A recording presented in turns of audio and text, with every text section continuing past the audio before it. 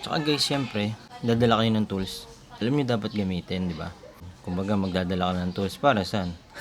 So, morning guys. Share ko lang sa inyo yung mga tools na dala ko lagi. No? Kumbaga, yung mga bagay na hindi mawawala sa loob ng sasakyan natin. In case of emergency. So, yan. Sorry, medyo magulo. So, start na lang pala tayo sa tools na binigay ni Kasa. No? After nyo makuha yung sasakyan nyo, kasama na siya. So, eto. Jack. Ito yung kasama. Tapos, yung pinaka pangangat niyan, or yung pinaka ginagamit dito para umangat. Ito lang yung bigay nung Kasa sa atin. Tsaka tow hook. Yan, ito. In case na kailangan nyo magpahila. Ito, hindi ko na ito ginagamit.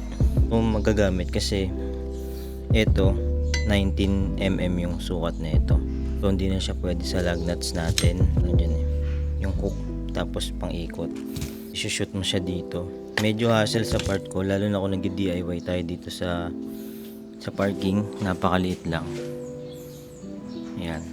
Usually kailangan mo siya dyan sideways eh. So ito na yung ginagamit ko dyan. Ito na yung ginagamit natin para hindi tayo mahirapan. May nakalagay na yan dito parang clip para fit siya dun sa ano, pinaka ratchet na to guys. Usa na siyang umiikot. Ito yung bigay nung Kasa guys, jack, tsaka to. Tsaka bukod dun, nagbigay sila ng early warning device, which is required talaga yon. Kaso pinalitan ko siya ng dalawang ganito lang. Yan. Medyo spacious kasi yung box ng isa eh. Malaki at saka mabigat siya. Ito naman okay din to, quality din to. Less space, tapos mas magaan. Huwag nyong iiwan yan guys. Multa kayo pag wala kayong ganyan. No? Pag kinailangan nyo siya. So sa akin lang naman, basic tools. Kahit bago pa yung sasakyan nyo guys, dapat may basic tools kayo. Kung di nyo man kailanganin ng kaibigan nyo or mga nakakasabay nyo sa daan. Screwdrivers.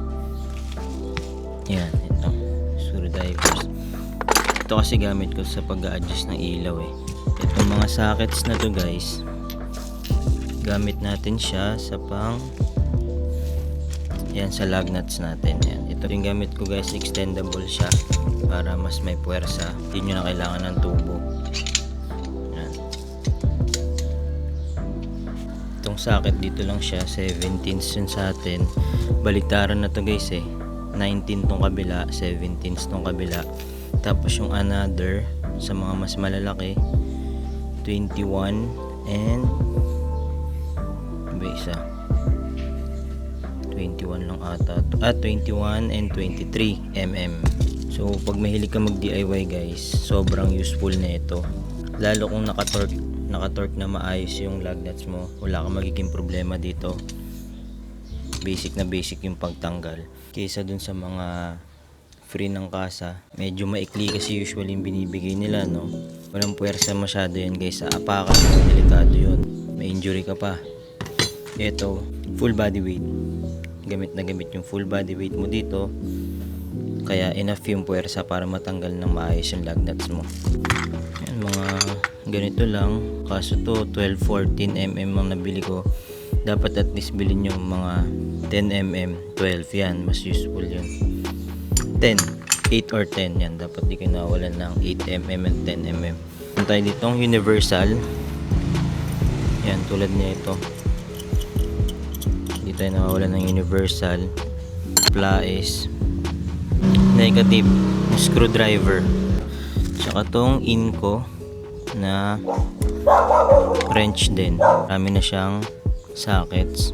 Ano na rin siya, ratchet na rin. Ayan, left and right. Kaya mas madaling gamitin. Extender tong ano nga pala.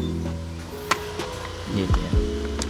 Kung medyo malayo or malalim sa engine bay, ito pwede nyo gamitin. Yan, ito lang din.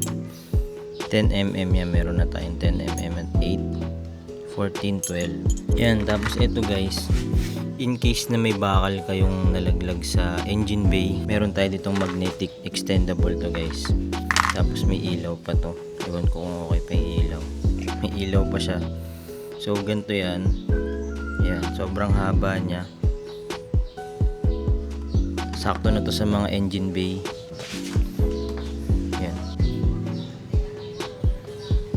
Bawa, screwdriver. Ang tawag dyan. Kung ano man maliliit na bagay na mahirap abutin. Bawa, pwede na screwdriver. Dikit. Is pag metal lang, no? Kasi pag yung mga bagay na aluminum, syempre hindi yan didikit. Tulad dito, aluminum tong ano natin. Yung luma nating battery tie down. Walang pag-asa dyan. Talagang magbubukas kayo ng engine cover sa ilalim, or pag nagpa-PMS kayo, doon nyo pa lang siya makukuha.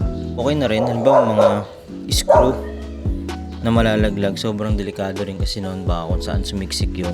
Ito, the best to. Sipin nyo ito, kahit ito naaangat mo. Pag naangat mo na, pwede mo nang habulin ng kamay. Ito, tapos may ilaw pa siya. Yung battery niya sa relo, ikot lang para patayin. Pala guys, panghangin, in case of emergency lang din naman. So inaalagaan naman natin yung hangin sa sasakyan natin, no? Pag nagpapagas tayo, sinasabay natin. Syempre, dati tulad ng isang beses, naanuhan tayo may puncture pala yung isa nating gulong. Kaya pala sobrang bilis niya mawala ng hangin. Nilalagyan ko lang na ito. Dala ko lang din siya lagi. Safe naman siya. Taon na ata ito sa akin eh. Isa yun sa mga una kong pinromote na product. Okay pa rin naman siya. Ang lang naman sa mga ganito, nagpe-perform sila na maayos, kaso ang nagiging lang naman dito is yung battery.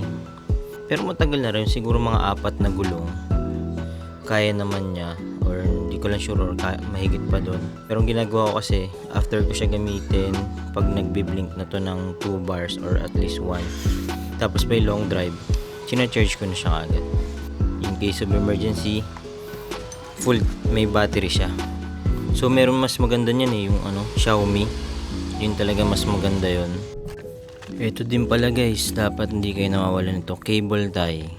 Hindi mo alam, minsan pwede mo siyang gamitin sa any issue or maging problem mo sa sasakyan mo.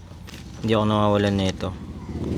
So yun lang naman yung mga basic tools ko dito sa trunk. In terms of electrical, hindi ako masyadong knowledgeable. Konti yung kaalaman natin sa electricals, no? Kaya hindi tayo masyado nakakailam sa mga ganon.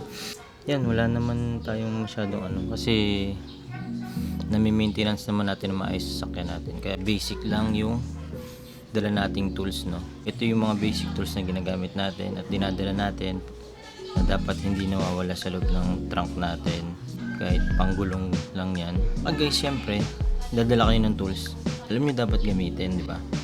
Yun yung pinakamaganda doon. Kumbaga, magdadala ka ng tools para saan? Okay pa rin naman yun, especially sa mga babae. Maganda na yung may dala. Syempre, minsan pag may tutulong sa'yo dyan, meron ka na naka-ready na tool, di ba? Para sa tutulong sa'yo, may gagamitin siya. So yun lang, sana nakatulong tong video na to ulit, especially sa mga katulad natin dyan na konti yung alam. Konti pa yung alam at gusto pa maraming matutunan. Maraming salamat.